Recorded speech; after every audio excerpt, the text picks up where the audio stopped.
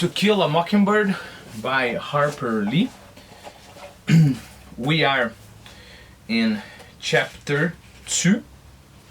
This is the 4th video of this chapter.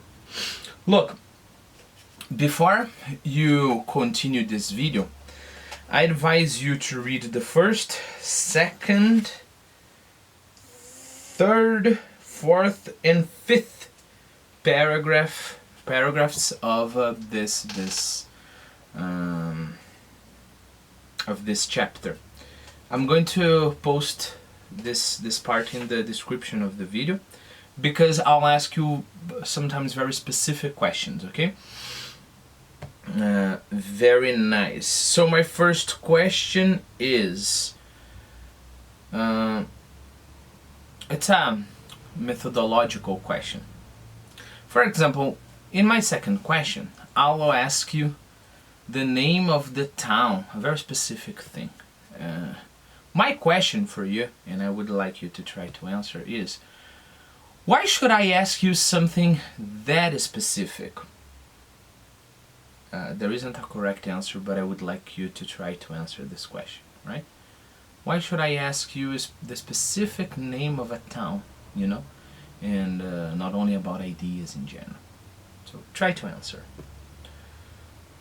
Well, I think the answer for that is, when I ask you specific details of specific parts of the paragraph, I encourage you, I almost, I almost force you into paying attention to every single detail.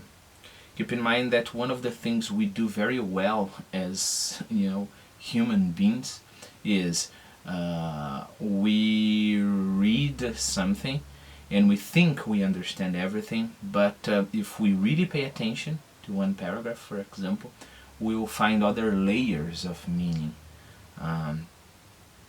that we hadn't noticed before. So the idea is, when I ask you specific details, I force you into paying attention to every single little thing, and I force you into digging into the parts of the sentences, right? And of course I force you into reading the passage again, and I think we don't read the greats enough, and we read the mediocre too much. What do I mean by that?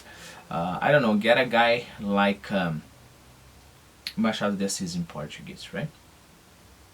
So I read Dom Casmurro, great, now I can read the Harry Potter series, and then I can read the other books by Machado de Assis, and then I can read Luis Azevedo, and then I can read the Percy Jackson series, and then I can read, I don't know, this new book about, philosophy, and then I can read this polemic book about politics. So we read, and we don't have a sense of hierarchy,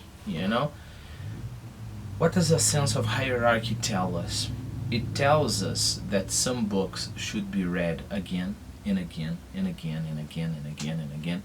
Some books should be read maybe twice. Some books should be read just once with a lot of attention. Some books should be read just for fun, just going through the pages. And some books should never be read, So that's important, alright? That's important. So, because I try to get just great books for the channel, and this is a great book for sure, I think we have to realize that this is a book we should almost try to know it by heart. And then we will have access to the layers after layers after layers, right? So that's why I advise you to read the chapter, and then you watch my videos, and then you read the chapter again, and then I read the chapter, and then you have to go back to the chapter.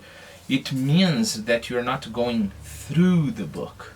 The book is passing in front of you in your life. It means that you want to take possession of the book, all right? One more nice advantage. Once you try to remember those things, you tell your memory that those things are important and you want to remember those things. so you enhance, you know, your memory as well.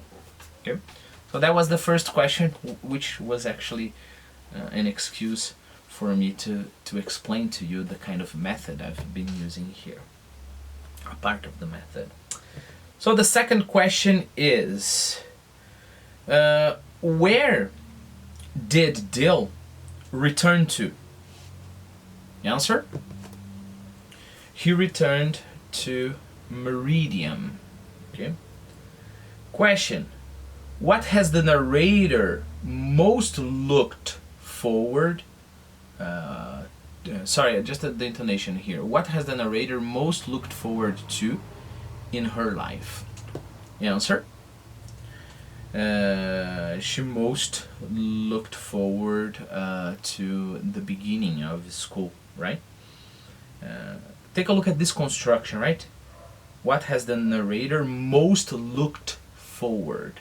Take a look at the sentence. I would be starting to school in a week. I never looked forward more. So if I never looked forward more to anything in my life, so this is the thing I most looked forward to, right? Remember, when you use this expression, look forward, you need the ing if you have a verb, right? So let's imagine her sentence is, I never looked forward to going to any place. Okay, here of course we don't have verb ing because the next word after to is anything. Very nice. Third question. How powerful was the telescope he used? Answer: he used a 2-power telescope. Oh, another parenthesis, I know I've asked those questions in the previous video, but see if the constructions flow for you, alright? That just don't say 2, right? It's very different, very important. If you say 2 or power 2, you are not testing yourself, you're not forcing yourself into showing that you know the kind of English, right? So your sentence should be, he used, she used a 2-power telescope. She used a 2-power telescope. If you do that, it means you are using 2-power as an adjective, and that's extremely important.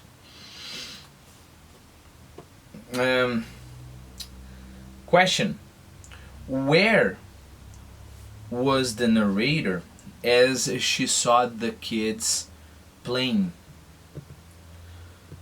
Answer: keep in mind that she was on the house tree, right?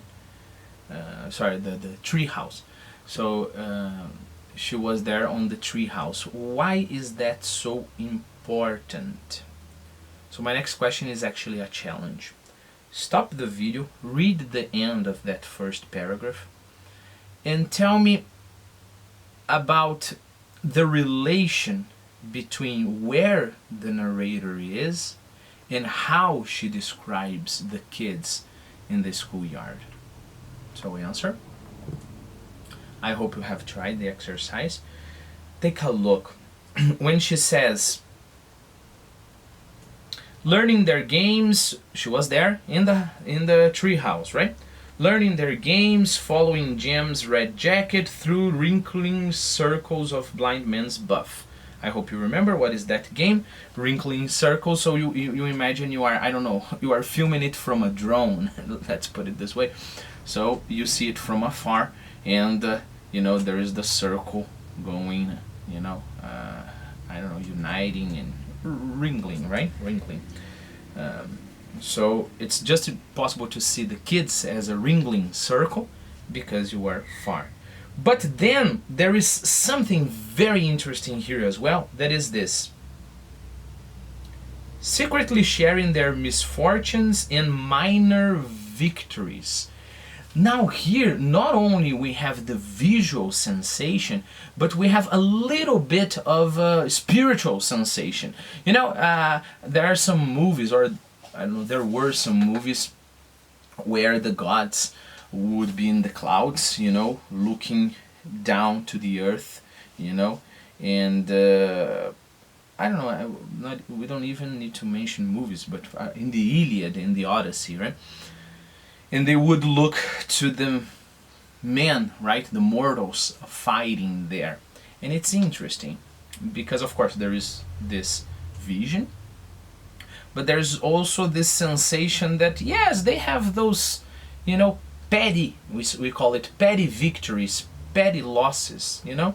So yeah, just like an anthill, you know, an anthill. So you go to, I don't know, to a farm and you destroy an anthill, and then you see a lot of ants in their dramas, you know, trying to reconstruct that hill, trying to put the pieces together again, and you are far from everything, and you don't sympathize that much, but you think it's interesting because everything's so small, everything's so tiny. When we are with the narrator in the treehouse, we feel like that, you know. Yeah, so you are a little bit happy because you won the game, but you know, everything is so small. Now imagine the opposite. Let's use it cinematographic terms, right? So let's imagine the camera just zoomed in and we are there playing, you know, blind man's buff. So things are much more meaningful, even though it's just a game. Okay. So let's continue. Question: what was the narrator not to do? I think the construction of this is interesting. What was the narrator not to do? First, you have to understand the question, right? So answer. Well, first, to understand the question was not to do. She was not supposed to do certain things. So she was not to approach the guy. She was not to tell her brother's life. She was not to tag along. All of the things she shouldn't do. I'm going to open the next video because of my battery, and we'll continue with this review.